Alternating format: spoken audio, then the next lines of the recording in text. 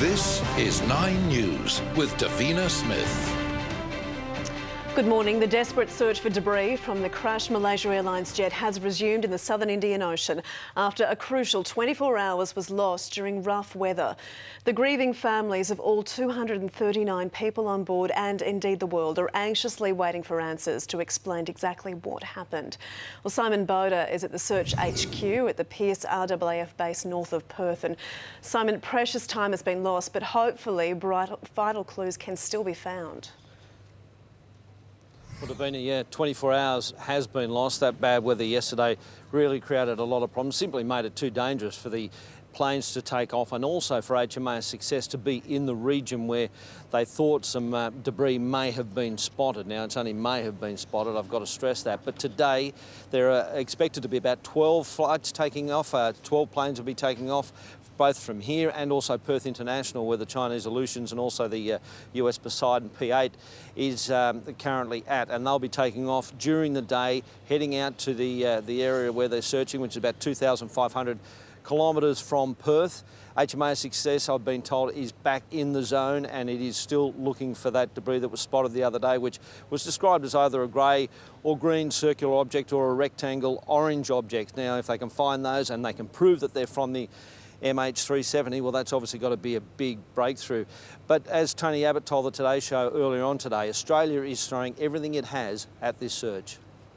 There are many aircraft that will be in the area today. Soon there will be Chinese naval and civilian ships joining HMAS Success out there. We owe it to the families, we owe it to an anxious world to do everything we can to finally locate some wreckage and to do whatever we can to solve the riddle of this extraordinarily ill-fated flight. And a riddle it is, Davina. In fact, what's happened overnight, there have been reports out of the British Aviation Authority, which has been able to, through satellite tracking and the signals that the plane was sending to track it to its crash site when the crash happened between 8:11 a.m. and 9:15 a.m. on March the 8th. And if that is in fact the case, then that will be indicative of the plane running out of fuel. And that's also allowed the search groups to focus solely on the southern corridor in the southern Indian Ocean, whereas they were looking at both the northern and southern. They're now saying that they're not looking at the northern corridor anymore and they're focusing here on the southern corridor. So hopefully they're getting close to some sort of answers here, and hopefully they can find that black box, which will obviously give all the clues they need to determine exactly what happened. Yeah, absolutely, Simon. We'll cross back to you if there are further developments. Thank you. And angry relatives of some of the passengers who died on the flight have clashed with police in Beijing. They've marched on the Malaysian embassy, accusing it of delays and deception, frustrated over waiting for news on their loved ones. Their grief has manifested itself in action. Give back our relatives, they shout. This is a rare sight in China, a protest march. The banners accuse the Malaysian government of murdering the passengers from the missing plane. The family members got to the front of the Malaysian embassy in Beijing, but we were kept well away. All we got was a glimpse of the riot shields protecting the ambassador and his staff. Then, wearing T-shirts saying "Pray for MH370", the relatives came back for us. Media friends, come on, they say. But the police were determined no one saw the demonstration close up. One relative was overwhelmed by the events of the past 24 hours. We tried to leave the cordon and get closer to the embassy, but we didn't get far. We're being kept back by the armed police, and the riot police are with the protesters.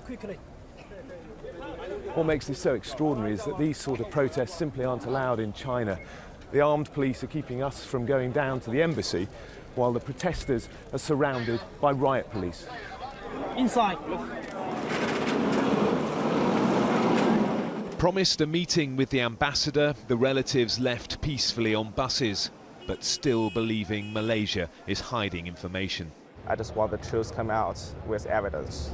What do you think the Chinese government can do to help your case? Well, they will help us to negotiate with the Malaysian government to press them, give us the truth as soon as possible.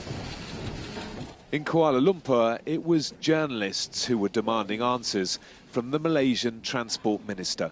I've always been consistent in saying to the family members, my only problem is giving them answer to the question that they really want to know, which is where their loved ones and the MH370 is.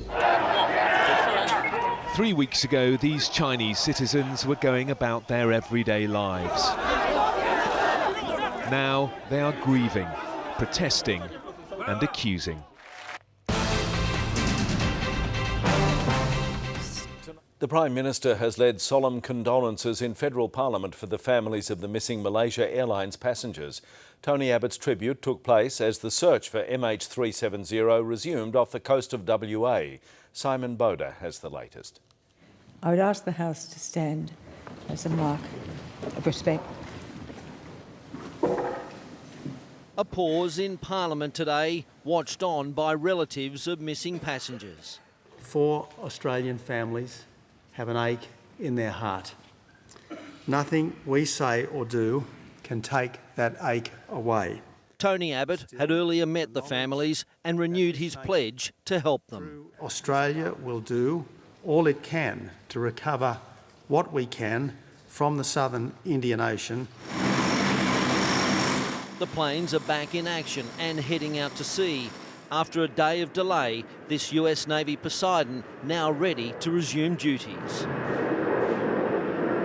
It's the biggest search yet, 6 countries providing 12 planes, 7 military aircraft and 5 civilian jets, flying in shifts to 3 different areas, totalling 80,000 square kilometres. And on the water, HMAS Success and a Chinese icebreaker. Improved weather means they can start a surface sweep. It's focused on finding possible debris spotted on Monday. An Australian crew left beacons after sighting several items. Also arriving from the US today, a towed pinger locator. If anything can find the plane's black boxes, it's this. The device will be towed behind a Navy ship to scan the bottom of the ocean. And this is the noise everyone wants to find, the ping from a black box. We are very optimistic that the equipment can do the work.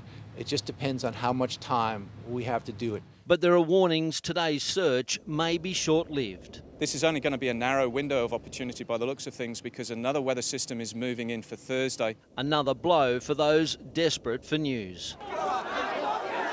On the streets of Beijing, the grief turned to protest. Families of the missing passengers shouted, "Give back our relatives." Their banners accused the Malaysian government of murder. They reached the Malaysian embassy but could go no further. The emotion simply overwhelming for one relative. Promised a meeting with the ambassador, they left peacefully. We want they give us the truth. That's what we want. The Australian families, also keen for information, today toured the rescue centre headquarters. This is where all flights are coordinated, and as the planes leave, there's still hope the search could be getting closer. At RAAF Piers, Simon Boda, 9 News.